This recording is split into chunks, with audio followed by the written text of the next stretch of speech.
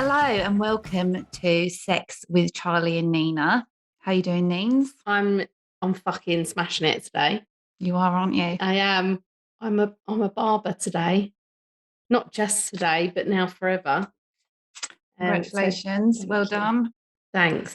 This podcast may be a little bit wobbly because we are celebrating. Yes. So apologies. Nina is a barber. Charlie is drunk. Yeah.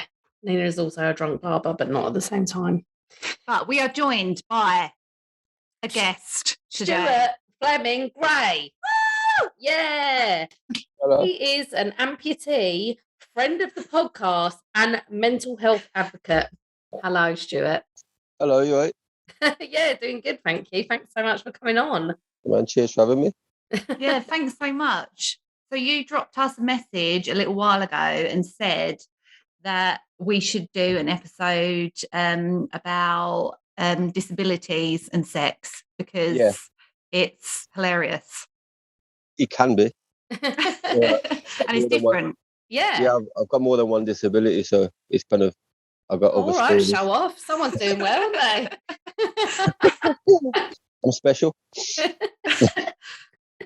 Yeah, well, we sort of had a little think about it, and we thought, who could we ask to talk about sex and disability? And when we actually thought about it, we thought we'll come right to the source. Yeah. I don't know why we even thought about it, to be honest with you. Why didn't we just straight away be like, yeah, come on? I'm only a new amputee. It's only been like 9 months, so like you're the poster boy for us, really. Oh, cheers. Of amputation. I know Stu and Chris have had Stacey Paris on. She's a double leg amputee. And I mean, yeah, but who's sexier, really? She is like by a million miles. Oh no, I saw a picture that you did with one of those like old like filters on.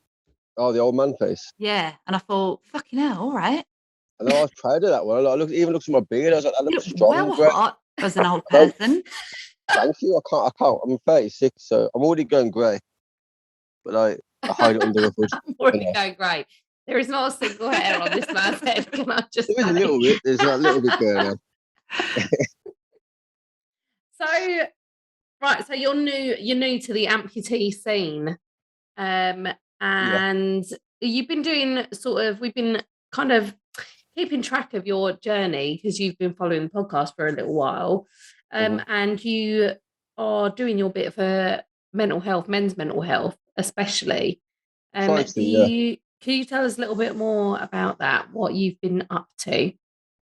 So I had my December 2020 the last time I wanted to go to sleep, and then 2 weeks later they told me I'm having my surgery, amputation surgery, and I was from that day gradually got stronger and stronger. And the second my leg was off, it was like a whole new dude come out, and I wanted just to tell people that like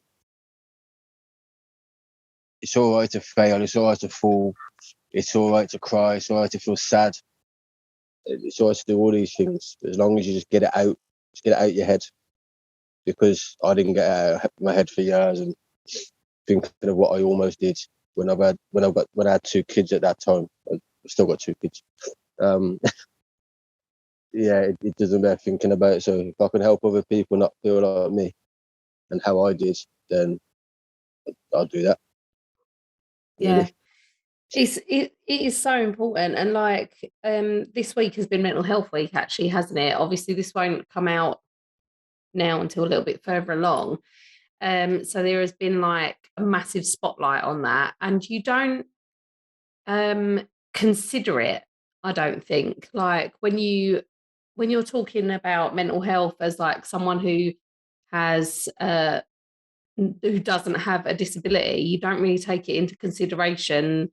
You think that, well, you've had this amputation, it's going to improve your life because you're obviously living in pain or some sort of discomfort, and there's a reason that this is happening. So you talk about it from a privileged position. I'm really privileged. So I chose to be this way. A lot of the amputees I speak to in the charity I work with, they didn't have that choice, and the parents of the kids didn't really have that choice. Whereas I skipped to surgery, listened to Slayer, because it was the last time I was going to use my own 2 feet ever again, and I thought I might as well make it nice, so I skipped. And yeah, so I woke up. One of the first, after I realised I wasn't dead, one of the first things I said was, "I want to climb mountains and I'm going to touch the clouds," and that's what I did. Start of April. Yeah, you did. You climbed around Devil's Kitchen, didn't you? Yeah, that was hard. Yeah, it was hard, but there was as you're going up, people are really friendly to you. They offer you nice messages. They say, "I can't believe you're doing it," etc., etc. And I'm like, "Well, there's a bloke with no legs behind me, so he's that dude's doing better than me." Yeah. So I like the praise and I use it, but I try to shun it off as much as possible onto other people that are doing better things than me at this moment. Like in the future, I'll do what they're doing, but for now, I'm doing nothing special. I'm just doing what they're doing. I think you're being very humble. I don't think I could walk anywhere. I've got 2 working legs. I'm just fucking knackered. It's just that bit in your mind. You got to push yourself. Be outside. Yeah. Well, you're doing loads of great things and you are pushing yourself. And like I say, you are an advocate for mental health and it's really, really important. But what we really want to know is about your sex life. Stuart. It's like, I don't know what the average span is in marriages of, I don't want to be married for 10 years. So I don't know what, it shocks me most of the time as well. But yeah, I don't know what the average is. It depends if my wife's busy with her uni work. It depends if she's got time off. It depends how busy work is. It depends how much of an arsehole the kids are being. Yeah. Should we really be talking to her about your sex life, really? I'm good to go whatever she is. That's what I always say to her. I'm easy. And did you find that it like affected your sex life, or did you think it added like a little bit of spice to it?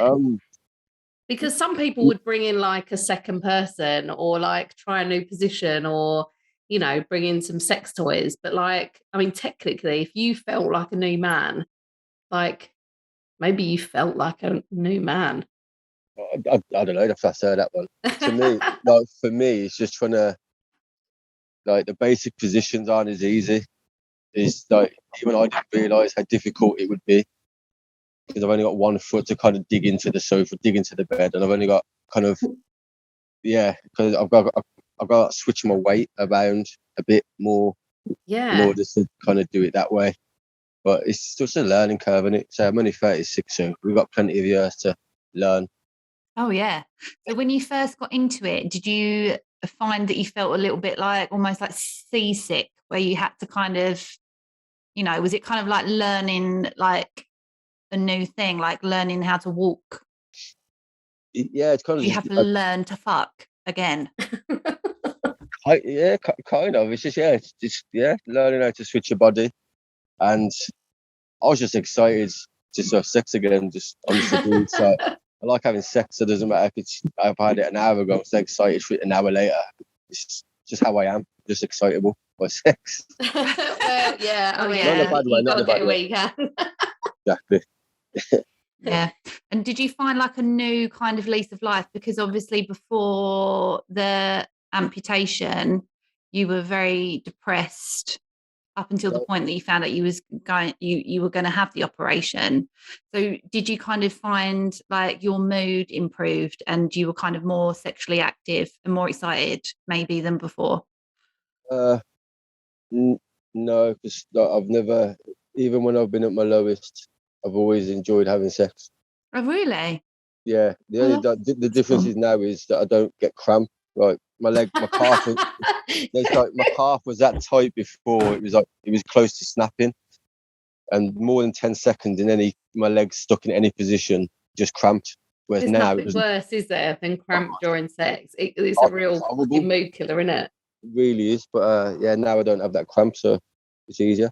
God, you're bloody unstoppable now. I try to be, but I just do as I'm told, basically. So. That's the best way to be when you're a husband, isn't it? It's Yeah. easier. Yeah. It's easier that way. And I always say, as long as I make her happy, that's the main goal. Then the rest of it's just extra fun. Well, that's good. That's good that you still feel like that after Yeah. 10 years. That's But lovely. I just it's one of them. I can't believe that she's been married to me for this long. So I don't take anything for granted. So she comes first. Aww. Literally and metaphorically. I try my hardest. That's so cute. That's so sweet. That yeah. is. I was going to ask you, because I wasn't aware of like your marital situation. I know you had a partner, but I didn't know like length of time and things like that.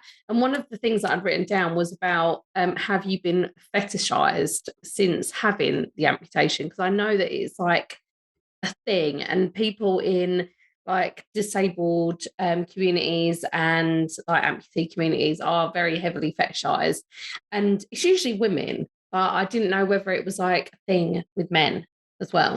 It's something I haven't Googled, to be honest. Oh, I don't know. I've been Googling all sorts this week. I would like, don't look at my history because it's absurd. Most of mine is just weird stoner stuff. It's yeah, I don't know. Something I'd to think of. It depends how skint I get, really.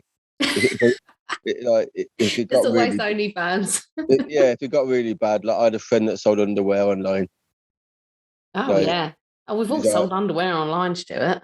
Well, if men have, I'd be surprised who wants men's pants. They do. Oh, that's disgusting. That's disgusting. And like I don't want shoes my and pants. things like that.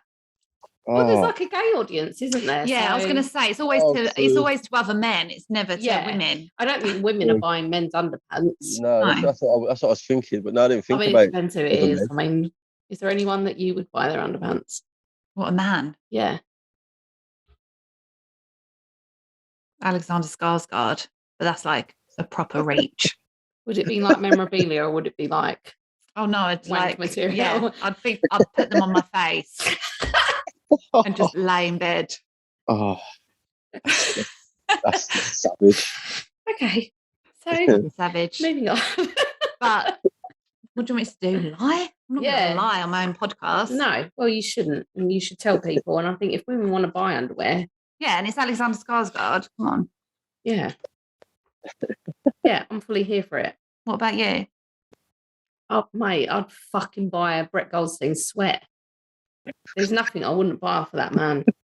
Yeah, beautiful. Yeah. What about you, Stu? Is there any men that you'd buy the underwear of? Yeah. I mean, if I was that way inclined, I'd probably go Tom Hardy, because the dude loves dogs. He can act. He likes tattoos. He seems like a kind dude. But yeah, that's all the qualities that I like him in as well. Oh, I love Tom Hardy. Love Tom Hardy. Yeah, I always hear like really out there stories about Tom Hardy, like how like a woman was getting her like bag robbed in the street, and then he just was walking by and just started like beating the crap out of them and like saved her, like as just as Tom Hardy, not in like a film. And you just think, wow, he's hard. Like I know he does Brazilian jiu-jitsu. Is he? Yeah, so I wouldn't be fucking with Tom I bet Hardy. he's just like dotting around, being sexy and like tough. Yeah, and being nice. Yeah. Yeah. I actually saw Tom Hardy once. I don't know if you remember, but I'm sure I messaged you. He was filming some sort of scene for Spider-Man in Bishop Stortford High Street post office. Yeah. And I was like hanging around with my 6-month-old daughter at the time.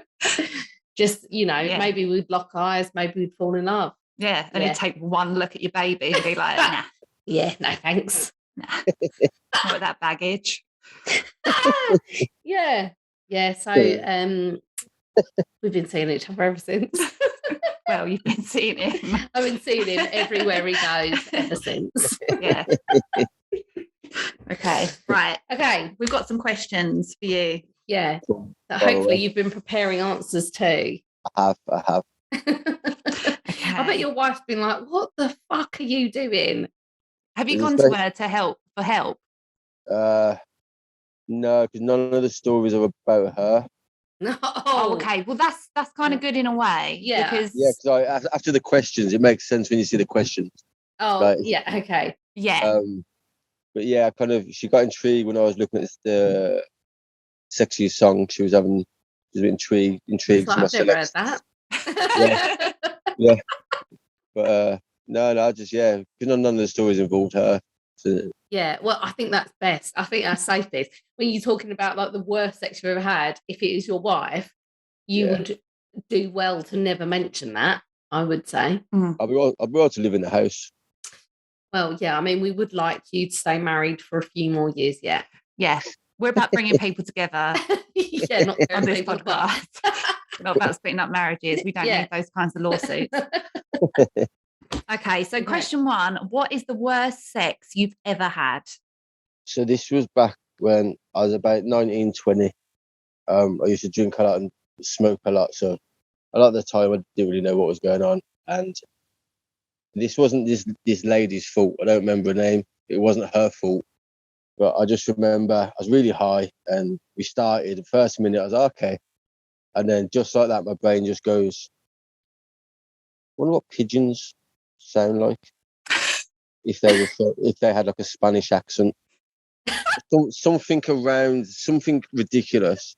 And then my brain went the whole way through. I don't know how long it was, and I just was thinking about these pigeons. And I was my God. So like, and I think when it finished, and I was like, I didn't really enjoy that because I was too busy thinking. Wondering whether pigeons spoke Spanish. Do you think it's a location thing? Do you think Southend pigeons are Spanish? Do you think it's a whole pigeon thing, or is it like regional? I genuinely think this just in general, just sat in my garden when in my mind goes, I wonder if dogs in Spain sound different to dogs from Wales. Like their barks. And I just remember some obscure thought and it just took me away, so far away from what was happening that I just managed to finish what we were doing. And then I kind of ruined it for myself. But it wasn't her fault. At climax, were you like, yeah, they're definitely fucking Spanish? Hola! I hope so. I don't think I did, but I really wish I did.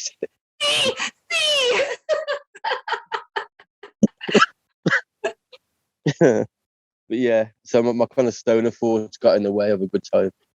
Okay, so is that like a thing that normally happens when you're stoned, or do you think maybe that, the person you was with might have been a little bit boring also? I think with the mixture of the alcohol and the weed, and I just floated away. Like, it just happened. I don't think it was her fault. I don't really remember what. You don't think she inspired the thought, I wonder if pigeon's Spanish? No, I was more thinking, like, I feel sorry for you because you just have to deal with this is a pity fuck. Yeah, like, I'm really sorry. Like, but yeah, I felt bad. But yeah, it wasn't even her fault. I just remember it so it was literally the worst. Not even the most embarrassing for me. I've had far more embarrassing, but that was the worst because it just, yeah, I can imagine it really did throw you off. I wonder if anyone has thought that, like having sex with either of us, like thinking like, I wonder if fucking penguins have knees or something like that. Probably every single time someone has sex with me, I'm pretty boring. Yeah, I don't like. I have drifted away before. When you're thinking like, I really need to get more Marmite. Yeah, well, do you know what? Weirdly, like in my life, I've had like birds of all kinds, like following me around and like trolling me my whole life. So it really wouldn't surprise me if someone was put off from having sex with me because they were too busy thinking about pigeons, aka rock doves, right? Which I found out their real name's rock dove. Says pigeons. Yeah. Pigeons that are peddling the rock dove thing, not everyone else. Everyone else is just calling them pigeons. So yeah, I mean, probably. God, I'd hate to think what people are thinking when they're having sex with me. I try not to think about that as much as possible. God, now I'm going to be so in my head. Oh my God, now. And then I'm going to be one of those women that's like, what are you thinking?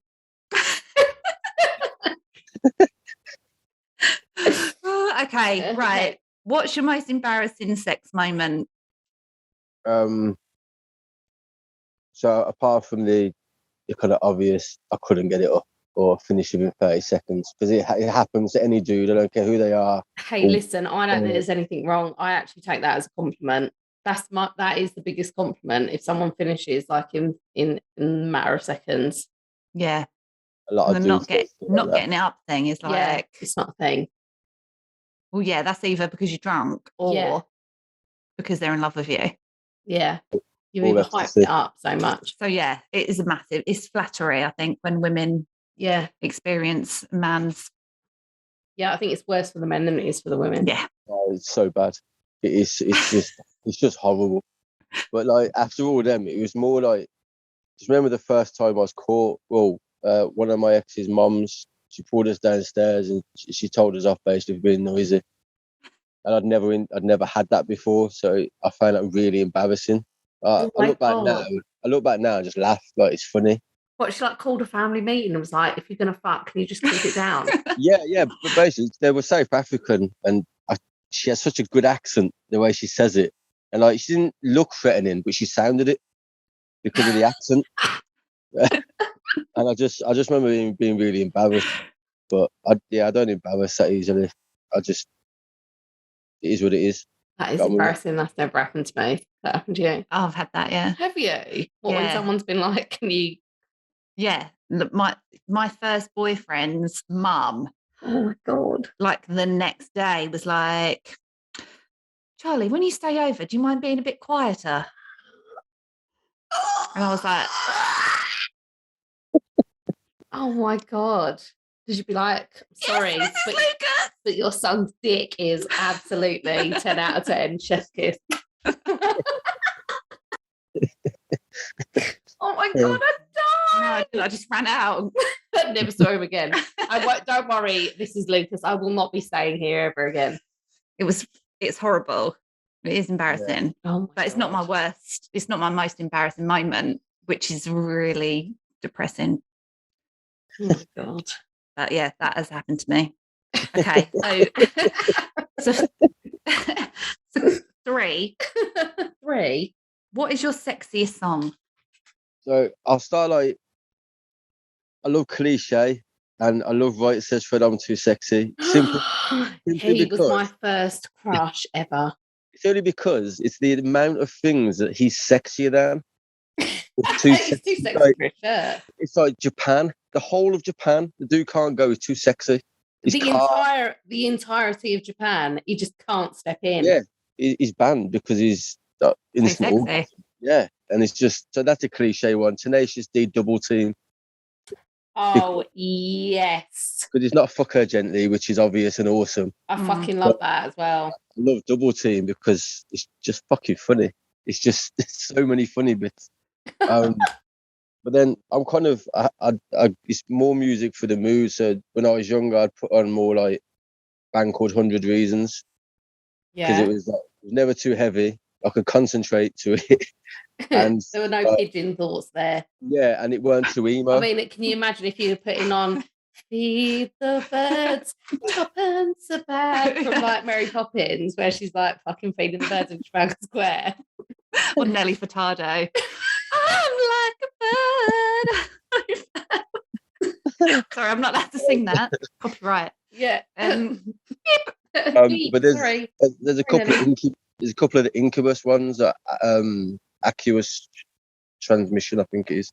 But it's just really like melodic with like Japanese sounding kind of strings in it, and it's just that. But I'm more the mood. Sometimes it's heavy metal, like sometimes it can be Slayer because it's got like a fast beat to it and you can go to the beat if you're strong enough. I know a lot of men aren't. You're strong. But, yeah, well, we're not all Stuart Fleming-Gray, are we? So. I can't do it. It was more like you try to match the drum beat of Slayer because you knew it was good. Yeah.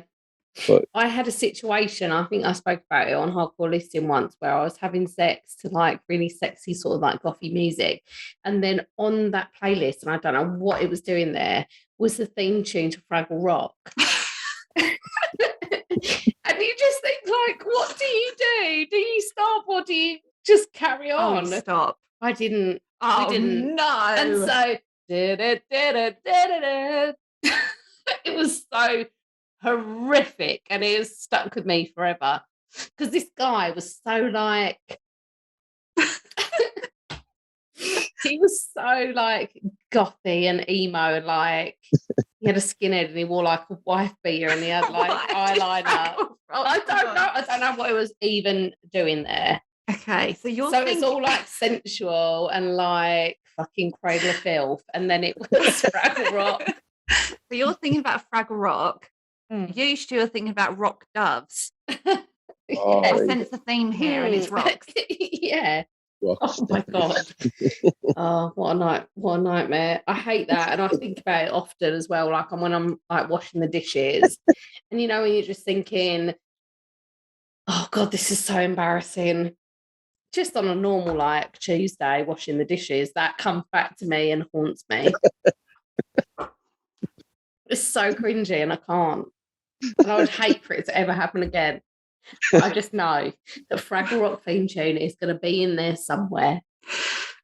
Oh my god, that is horrible. I don't even add it to a mix just in case, you know. Why would you even have that on your... I love a fucking theme tune. What Fraggle Rock, though? It's a banger.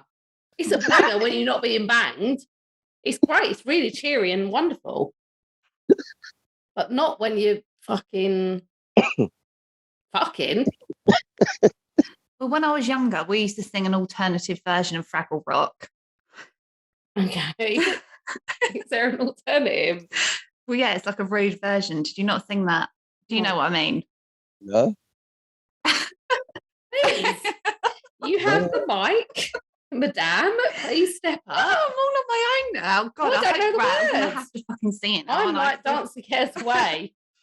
Worries for another day. What's yours? I really hope someone listening is like, we used to sing that too. Okay. Down at Fraggle Rock. Yeah. Grab a Fraggle by its cock. Swinging round and round. Just oh my god. No. Maybe that's what he was thinking. Okay. Answers on the back of the podcast. Oh, don't tell Mum alive with that. Someone, please. I mean, there's 3 of us in this room, and it's 2 of us are saying no. I only know the original. Yeah. Okay, compose yourself. Okay. Okay. Sorry about that. So what have you done that made you feel like the kinkiest person ever? I really struggled with this one because I've never had that self-confidence to even try and do that. Like, I've never had it. So it wasn't usually till maybe like a minute into it. And then I'd get the mood, and then I'd kind of go from there, and I'd try different things. But it was never like, I could never plan to do that. And so it's never like premeditated kinkiness. It was just in the moment. Yeah, so I could never have that confidence. And then I was at uni, I worked in one of the bars, and I was like, it was a ladies' night. And I was like, you know what? Like, but you got Ian live. Yeah, I didn't know this. So I thought, I'll do this. It'll be nice. Like I learned some more money. And then the manager gave me 100 quid to do it without any pants on. I was like, I don't care. Go on, let's do it. But I didn't realise how many women would grope me, like, and be like filth.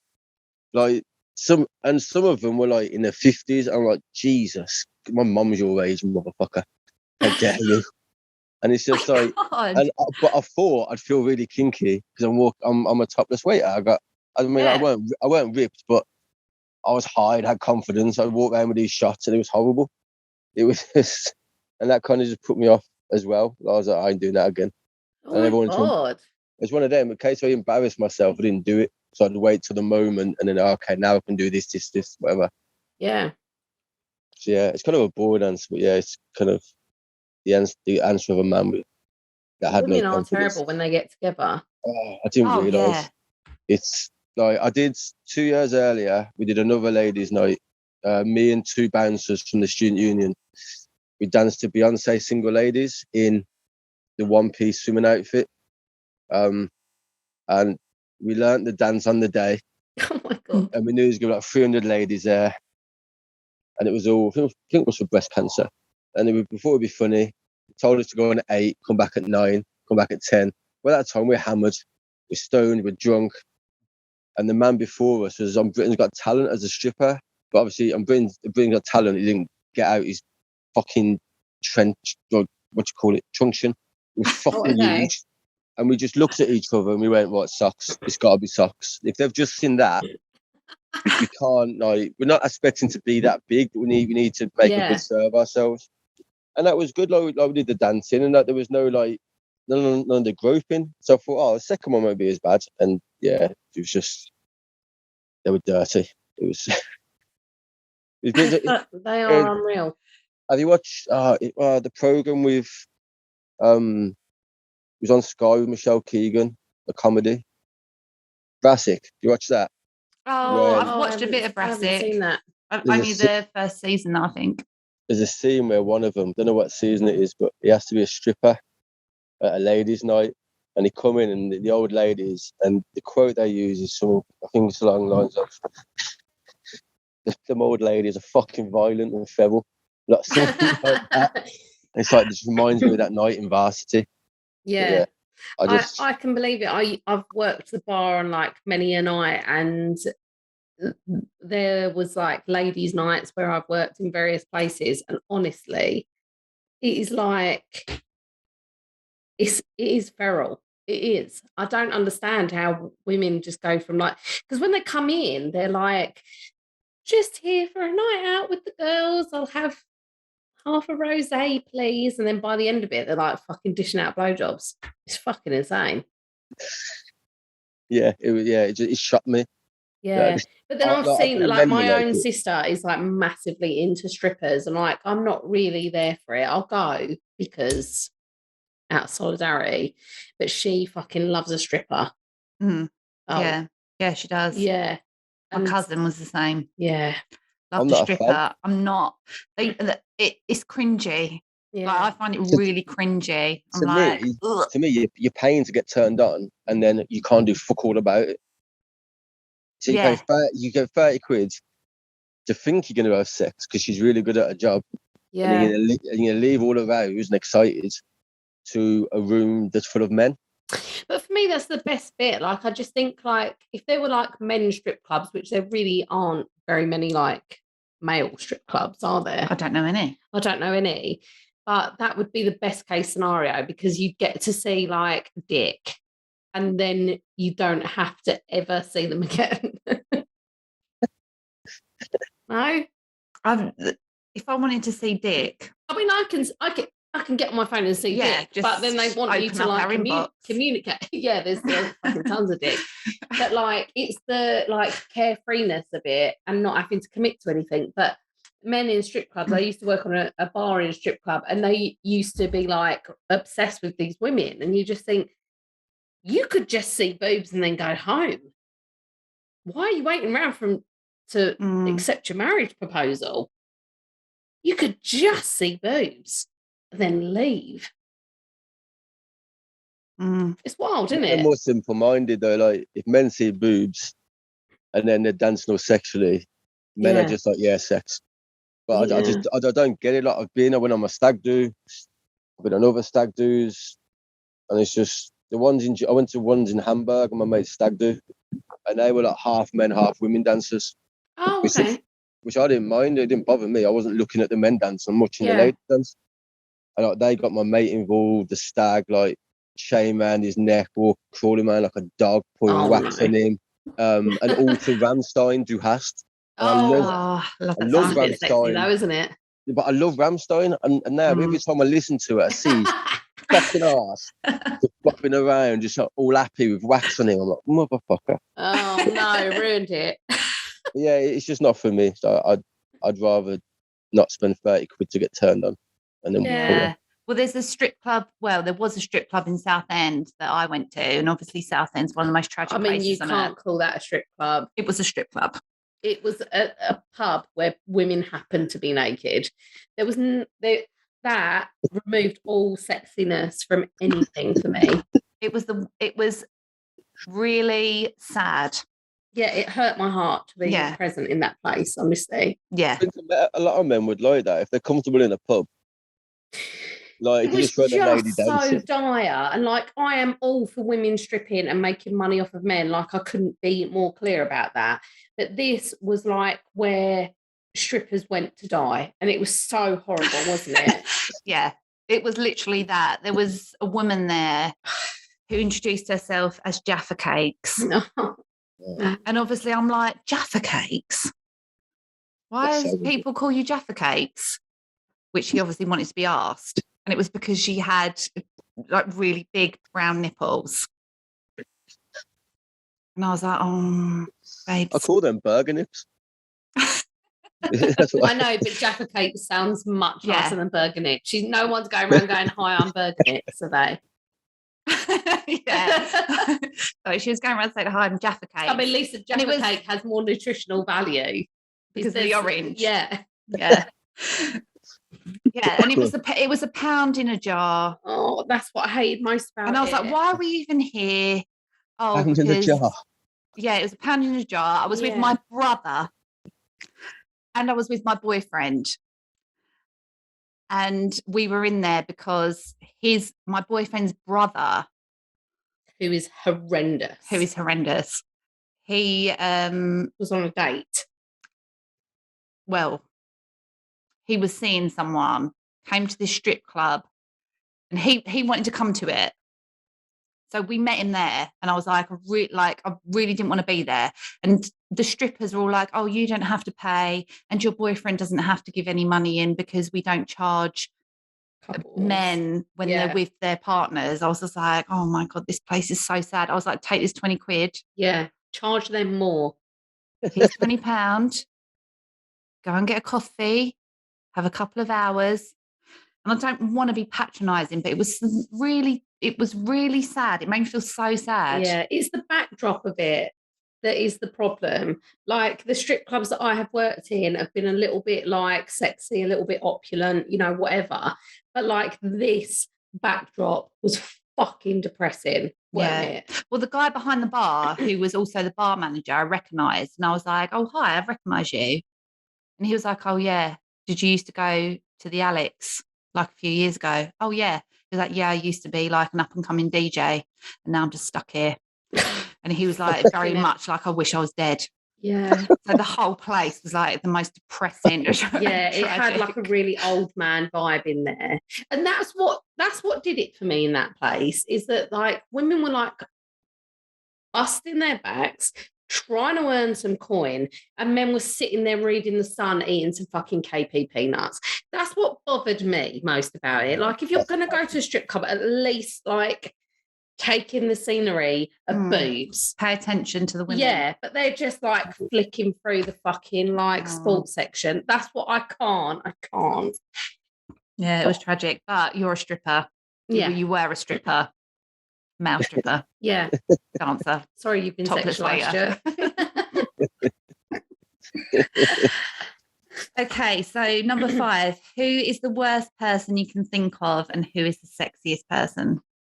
So the worst, so many people have come in my mind. And then the other night, as I'm sat in my garden just having a smoke, staring at stars, I'm like, Priti Patel. Oh. Because it would be like fucking a hate robot. She's just a robot of hatred to women, to everyone that isn't her. And it's like, it'd be like literally every time every noise she made would just be like, I hate immigrants, or like something hateful. Yeah. And I still can't think of anything worse at the moment, really. Yeah. Well, no one who hates people that much can like themselves. So she even hates herself, and there's nothing worse. I kind of think I don't think she cares.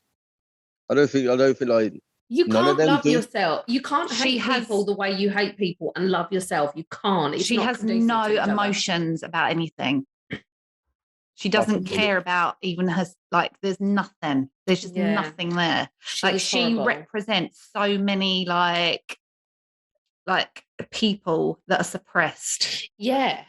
And you just think, every time someone's like, women can't do anything, and they're like, well, look at Priti Patel, she's my mama, and you just think you're And representing she's going, us. yeah, women are shit. She's like, they're just being a fucking cunt. Yeah. And I just, that's who's representing women and People of colour. Yeah. Just, oh my God, she's the fucking worst, isn't she? She's the worst. Did you see that thing the other day with those like, I think they were like students, or like they were very young, where they like basically managed to get into this little conference thing. And as soon as Priti Patel started talking, each one of them stood up and they were like, Priti Patel, we think you're a massive prick, but obviously they worded it a lot better than that. But that's basically what they were saying. And like awesome. Literally one by one, and they just all got dragged out. But then as soon as one got dragged out, another one would stand up and be like, don't you think what you're doing is being awesome. a massive bellend? And then, I loved that. That was so cool. Yeah, it was really cool.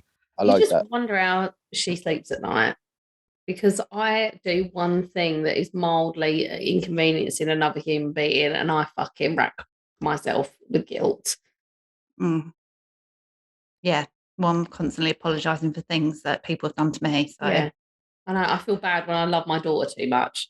And then there is fucking Priti Patel just fucking dying around being the worst. Yeah. So Priti Patel is your worst. Okay. Yeah. Who's your sexiest? I'm gonna go like an old one. It's like Hayley Williams from Paramore, because like when they first come out, I was like 19, 20, and I remember going to see him at Wedding Festival. This sounds pervy, but we kind of woke up from our afternoon nap to go and watch Paramore on the main stage. We didn't care about the music, just to see Hayley Williams. Yeah, she's fit. Yeah, and even as she's got older, she still looked quite hot. Yeah, she's very cool. Yeah, just funky hair. It's like the hair, like ladies with funky hair, like when they express themselves through hair colors. And my wife does it. She's pink at the moment, I think. So I like that. It kind of shows her confidence, and obviously confidence can be attractive. So. Oh yeah, absolutely. I think there's nothing sexier than someone who can express themselves.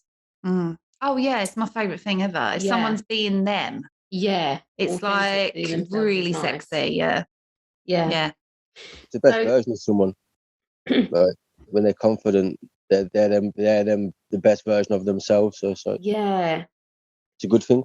Yeah, I always think that about Juliette Lewis. You know Juliette Lewis, the actress and singer. Yes, yeah. Yeah, I don't know if she's conventionally pretty, as you would say, but because she's so she just is cool and sexy and fun. Like, she just has this like sexuality about her that you just can't, even if she's not really your thing, you just kind of love it. Yeah. So she's not the cliche most attractive woman in the world, but with that confidence in her music. But I find it more in the music. When if you're watching her perform, I don't know what the band are called, but if you watch her perform, like, she looks confident, which then makes her look hotter. Yeah, definitely. I think that goes for men as well, because like, I mean, I have a few like guys that I find sexually attractive that wouldn't be conventionally handsome. You know, like Dick Valentine. There's something about that man, and we've seen him in the flesh. And there is something very, very sexy about Dick Valentine, isn't there? Yeah. But is he conventionally handsome? Probably not. Yeah. I always find like non-binary and like trans women really sexy, or like just trans people in general. Yeah. Because you know that they're being themselves, because you wouldn't pretend to be trans because you'll get killed in the street. Yeah. But so I always find that kind of really like sexy. Yeah.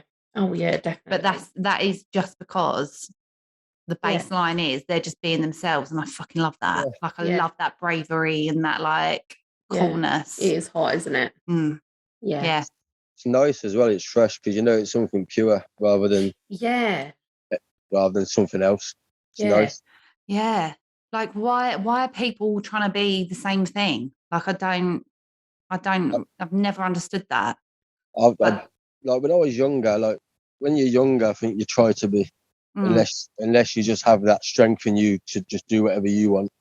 But like as I've got older, like, I wear the same clothes all the time, like same style of clothes, same trainers.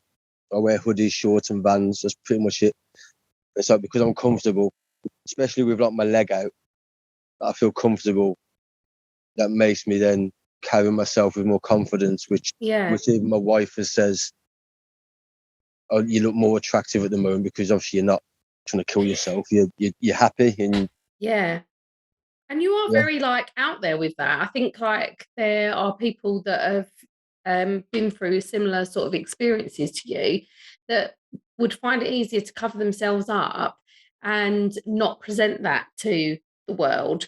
But what I've found in your Instagram posts, which I find most sort of inspiring and sexy, really, is that you're just like, this is my body. This is what my body looks like now. And I go about my life. There's a picture of you in a kilt, and man, that is like fucking boner alert. That is 10 out of 10. Would recommend to a friend. I got some love for the kilt. So it was a friend's wedding, and it was an Indian reception. Like half people Indian, and the younger Indians who were wearing like kind of their traditional dress were loving it. Because I'm not Scottish, but my dad's Scottish, and a kilt's easier to wear over a prosthetic because if I want to take it off, I can just lift my skirt. But some of the older Indians kind of didn't really get it, and I think it was a mixture of the kilt and my leg, like in one kind of go. But so I ain't trying to please anyone. The kilt was more convenience than anything else, and then I realised I put it on. I was like, I feel good. Like, I never want to wear trousers again. A kilt for anyone, is just yes. It's a yes, isn't it? That's the thing. Like you wore something that you felt more comfortable in. Yeah. And smashed it because we were happy with that. Yeah. Thank you. We like that. Have you seen this? I don't know if I look nicer with the t-shirt, the kilt, and my trainers, or in my shirt and the flat cap because I'm more comfortable in the trainers. I think it was just seeing you be comfortable. What was sexy about it. I think because you just look great because you were just being you and wearing what you wanted to wear. Like that's the coolest. I tell the kids. I tell the kids the same. My son, we went Dudley Zoo for his birthday 2 years ago, and he wore his Elsa dress with his Air Jordans on and a pair of shorts underneath and a t-shirt and a crown. Sick. And I'm walking around and I see people staring because of what he's wearing. And it's like every ounce of me wants to go and smack him in the mouth. Yeah. But at the same time, I don't give a shit. My son's really happy, so I don't care. Yeah. That's the same as my daughter. She goes nurseries, Batman, Spider-Man. Yeah. And I think it's seeing people be themselves that makes you feel like you can be yourself. So even if the parents were a bit like, that's a boy in a dress, the children that were with them will see someone being authentic and feel that they can be more authentic too. And I think that's really, really important. Yeah, and kids just don't notice shit like that. Like that's why I love kids, because it's only the parents that inflict those kinds of prejudice and judgment against other kids, isn't it? Like kids just accept other kids for what they are. Like they never question anything. It's the parents always. And I love that. Like I found with my leg. So I found with my leg that parents are the ones stopping kids asking questions. I'm like, but why are you stopping asking questions for? Because you can't teach them about this because you're not an amputee, or you might not know an amputee. Whereas kids come up to me and ask questions. Like my daughter thinks my leg got stuck in the mud, and that's why my legs are. She's only 3.5, and I don't know how long she's going to believe that for. But like she asks questions. The kids in the playground ask me, "Is it a robot leg? What happened to the rest of my leg?" And it's like they ask questions, so they'll be educated. Whereas an adult will just stare at me, and I'll just have to eyeball them back and smile because I want to shout and I want to moan, but there's no point. There's worse things in the world than someone staring at me. Yeah. Well, they're the ones that feel uncomfortable, aren't they? At the end of the day, they make out like you should feel uncomfortable. Yeah. But really, it. they're the ones that are uncomfortable. And you just think, go on then. Yeah. It's so and there good. is nothing sicker than like someone being like, that is a robot leg. I feel embarrassed. I've got 2 legs. Do you know what I mean? Like if I could have a robot. Yeah. I mean, now I've got this sick scar. I feel instantly cooler. I'm called Mr. Robot Leg Man in the playground. Yeah, it's fucking sick. It's like, sick. I've always got my headphones in, so I can never hear anybody. I would only take one out when the kids talk, because I've got anxiety around big crowds and I don't like it. And I take one out, and just to hear them say it or ask me a stupid question, it makes me so happy. Yeah. And my dad used to be called Cardigan Man, and that was really fucking so embarrassing for me. I like Cardigan because Man. he always wore cardigans, and like, I mean, in the 90s, that was very embarrassing. he just wore cardigans. He didn't have like a robot leg, which would have been cooler. He was just a man that wore cardigans and banged everyone else's wives. So, you know, well, there is that. My dad was never there, so no, you know, yours was the invisible man. Mine was cardigan man.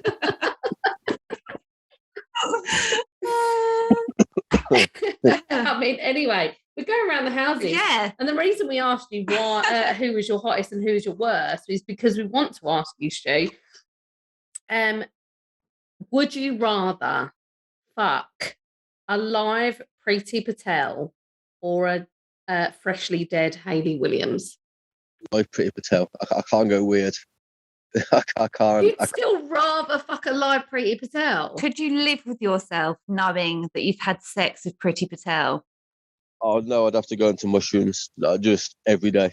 Just mushrooms. Would you not rather suffer the I had sex with a dead person? I mean, she's freshly dead. She's still warm. She's consented to it. It's all above board. She's died at just the moment of, you know. I couldn't. Nah. It'd be like sleeping with like a bag of spuds. That's a horrible thing. I mean, so would be. Yeah, but Priti Patel. Yeah, but like at least it'd be like I could go a bit rougher because I hated her. Whereas Hayley Williams is dead. She's not gonna say anything. That's like fucking a sex doll, and that's never. I just don't get it. But it's just There seems to be a clear divide between men and women here, because women are saying I'd fuck someone dead than someone I hated alive. Yeah, and men are very much like, I would never sleep with a dead body. How could you? I think it's because if I was to sleep with a dead woman, I'm going into her. Do you think that's what it is? Do you think it's the actual action of penetration that's the issue? Yeah, because it would just be you humping a dead corpse. I imagine that's what sex with Priti Patel would be like anyway. Yeah. I don't know. I reckon she's got some fire in her. There's that much hatred. It's got to come out somewhere. Violently. Yeah, in a political stance. That's where it comes out. That's true. But yeah, I'd still rather Priti Patel. I'd go live on mushrooms and go to a different dimension. Wow. I'm shocked to the fucking core, mate. Judging you right now. Yeah. Well, this interview is over.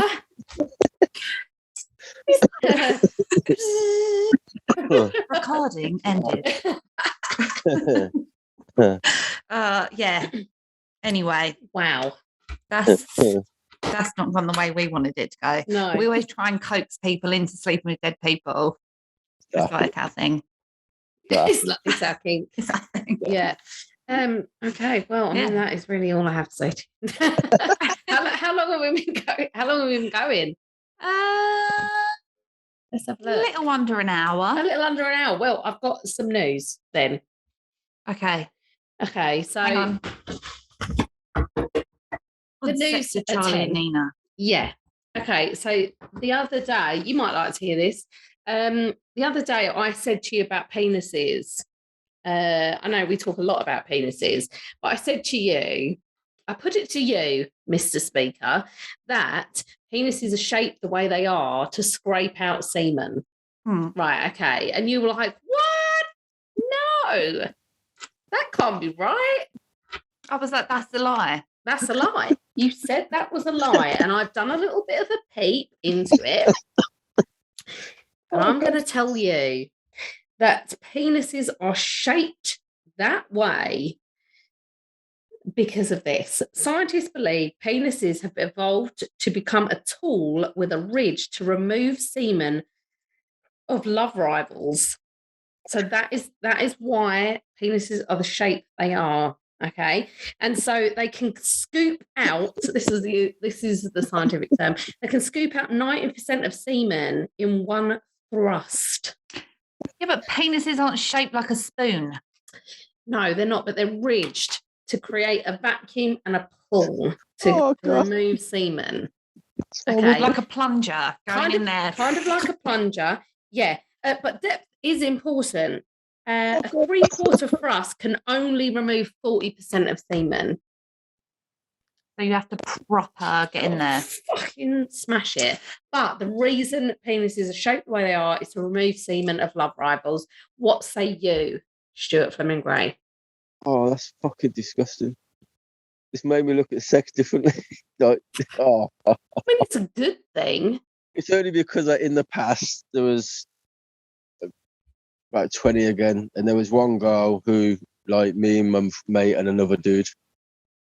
And of course, them. This is hot.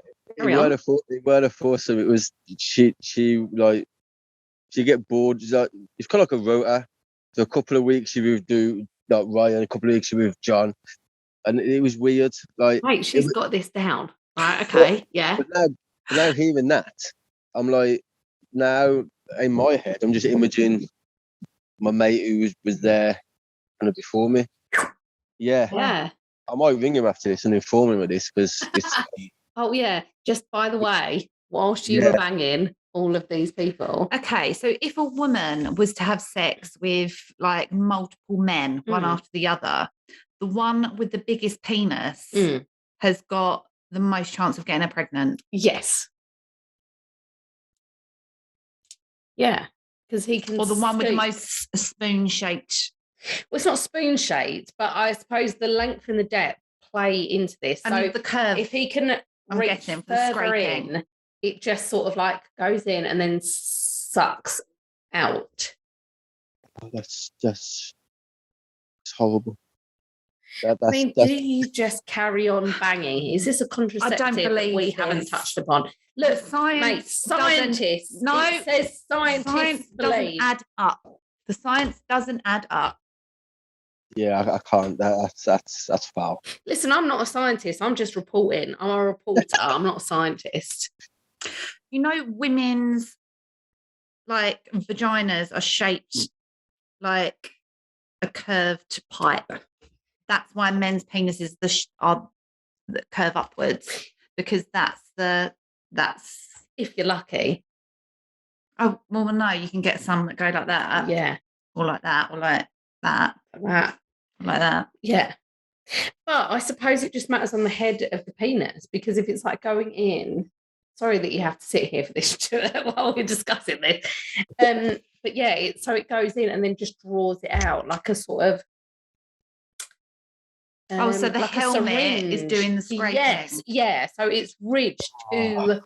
So the wider the helmet, and the more, then the more sperm you can that you have. Yeah, the more sperm you can remove in one thrust. So one thrust will remove 90% of semen, but depth is important because a 3/4 thrust will only remove 40%. So if you've got a smaller penis, then you can remove less semen. Okay, so if you have sex, unprotected, can you then have sex again to remove the sperm? Well, this is what I thought. Getting pregnant. This is what I thought. I mean, I don't need any more encouragement, but this is what I thought. I would just be like, keep at it, because science. Oh yeah. Well, this has been. This is a scientist that wants to get laid, because he's going around to all the women that have had unprotected sex and going, "I'll help you." Oh no, not with the morning after pill. Let me just fuck semen out with my penis and scrape all the semen out. That's what that sounds like. I mean, that's rock doves all over again. If someone like rocked up at my door wearing a scientist coat and was like, "Here's the facts, mate." Doesn't sound legit at all to me. But I don't make the rules. I'm just reporting on this. Thank you for another episode. Well, thank you, Stu, for talking to us. Yeah. It's been awesome. Thank you. It's been lovely. Nice. Thank you so much. We really do appreciate it. It's all good. Thank you. And yeah, thanks. I'm really high at the moment, so yeah, my brain's gone a bit. Oh, sweet. Well, hopefully this will all just be a horrible dream, and then you'll wake up in the morning and think, I didn't do that. Yeah. But unluckily for you, it'll be out there for everyone to hear. Yeah. Well, it's a great episode, and you sound great as far as I'm. Yeah. I mean, I'm pissed, so I'm not the best judge. That's fun. Thanks. It's been fun. Yeah, it's been fun. Yeah. It's been great to talk to you. Yeah. And thank you for supporting us. Yeah. And listening to us. And we'll put all your links. We'll put all your links up as well. So any sort of mental health charities and your Instagram will all be linked on our page. Yeah. Go follow Stu Fleming-Gray. Yeah. Thank you so much. Thank you. Bye. Bye-bye. Bye-bye. Bye.